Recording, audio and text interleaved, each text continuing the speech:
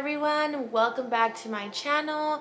For those of you who are new, I want to say welcome. Thank you for being here. My name is Azzy and I hope that you're excited for this video because we're going to be talking about 10 things that I learned in fashion school that were actually helpful. Now, why do I say actually? The reason why I say this is because I hear people around me talk about fashion school, and a lot of the times it's something quite negative, but it's also things that usually revolve around the learning. What do you actually even learn in fashion school that can help you as a fashion designer? Is what you learn in fashion school going to help you once you're out? Is there anything useful that you might not necessarily learn on YouTube? Now, you can literally learn everything on YouTube, so I understand why people say that. But I'm making this video so that you guys understand there are a lot of things I have learned that were very useful, have helped me ever since I left school, that I'm very glad I learned and walked away with. So no more blabbering, let's get right into the video. The first thing I learned is how to read and work with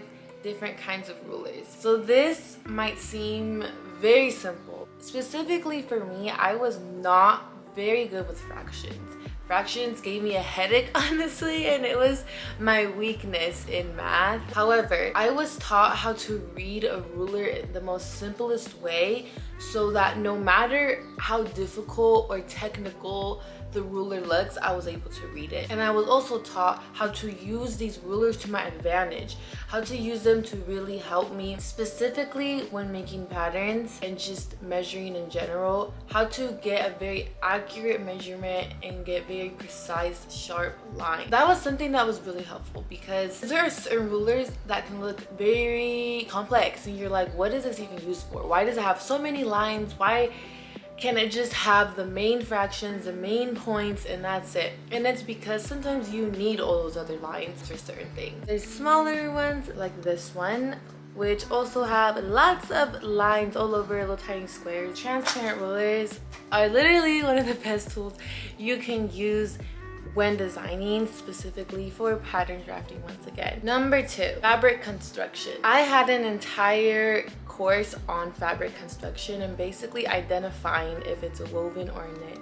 Now, there are many different types of wovens and many different types of knits. We had to use this cute little magnifying glass. Let me get it so I can show you. Comes in this cute little case.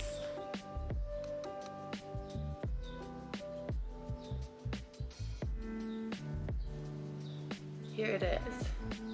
And then you fold it, and what you do is you put your fabric right here or under, and you look through it and it can show you the way that the fabric was constructed. This magnifying glass will help you distinguish between a knit and a woven like this. It is the most helpful thing ever, and it was really cool to see how fabrics are woven or knitted because you don't see that detail until you look into this little tiny magnifying glass. It's just crazy. You guys have to get some kind of magnifying glass and look at the construction. Our third one is fabric identification. So our last one was fabric construction.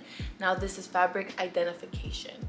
The difference here is that I had to identify the fibers that the fabrics were made of and use that to identify what the fabric was in general. However, the fibers that are used determine what the fabric is, and the way to determine this is by doing a burn test. So you'll get a little swatch of fabric, you'll burn it, and each different type of fiber burns a different way. You'll identify the fiber, and then from there you'll use those fibers to identify the fabric name. Of course though, you don't want to be breathing in all those fumes, so if you do this, do it outside. Creating technical flats using Adobe Illustrator. We use the software to create technical flats. Literally a drawing as if it was just laid flat on the ground. That is how you will be drawing it. It is the most simple and technical drawing used for very important things. You send these to your designer, to your manufacturer, whoever. You send it, and this is how they know what you want, is by your technical flat. I'll have some examples of my technical flats right here. We are on number 5, pattern drafting manipulation. So what this means is, let's say that on your manila, you just have a very basic bodice, which is a shirt with a scoop neck. However, you want to make it a V-neck, very deep, sexy V-neck. So what you're gonna do is you're going to manipulate that on the pattern paper. And that was something that it really made sense after a while on how people can turn something on paper into a physical garment, because it's like, how does someone even draw that? How does someone even make a pattern for that? But then it really clicked, like, okay, they have to manipulate it so that it looks a certain way. Draping fabric, marking it, and then I want to say transitioning, but I don't think that's the word that I'm trying to use. I don't know why I can't think of the word. But basically, I learned how to drape fabric, mark it, and then to transition. I have to say transition. I want to say translate. I don't know why I can't think of the word.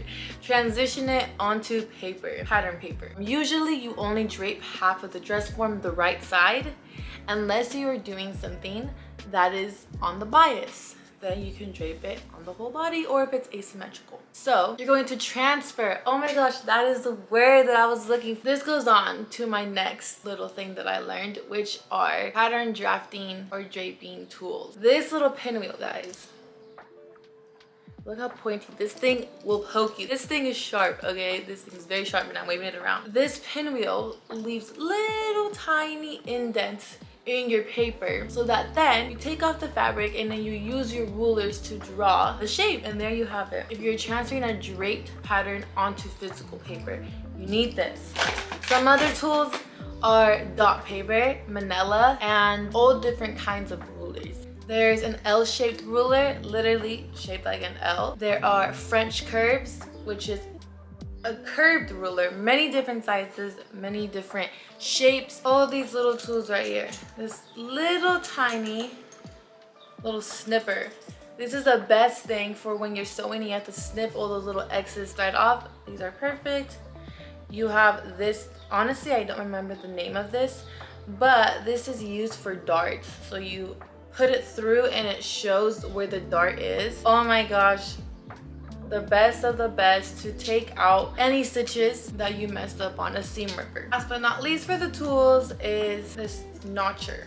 It's time to talk about notches. Usually, notches mark the seam allowance of your pattern. That's most of the time what it means, but it usually just marks important areas that you need to remember to align in your fabric. To mark notches on your paper, pattern paper, you have this little guy.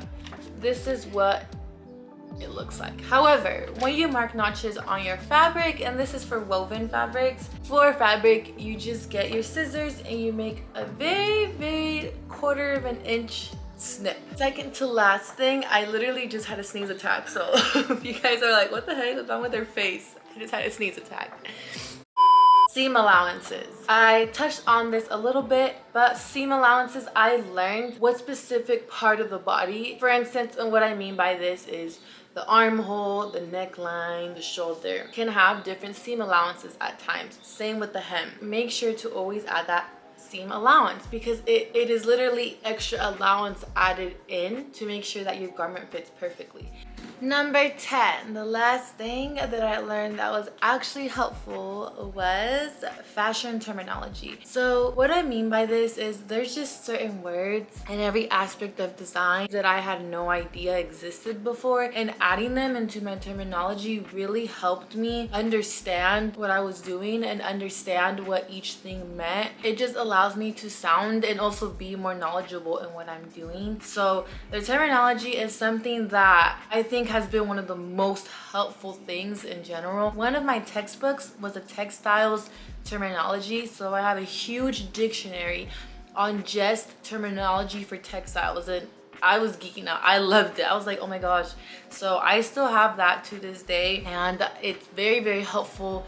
And whenever I forget certain words or I'm getting kind of rusty on certain things, I can go back to that. So yeah, guys, that is the last and final thing for this video. Thank you for making it all the way to the end. I know it was a lot of talking, but I hope that I kept you guys interested and intrigued. I don't really usually say this, but subscribe and like if you guys want to continue seeing more videos, okay? But with that being said, I'll see you in my next video. You guys have an amazing day. Bye.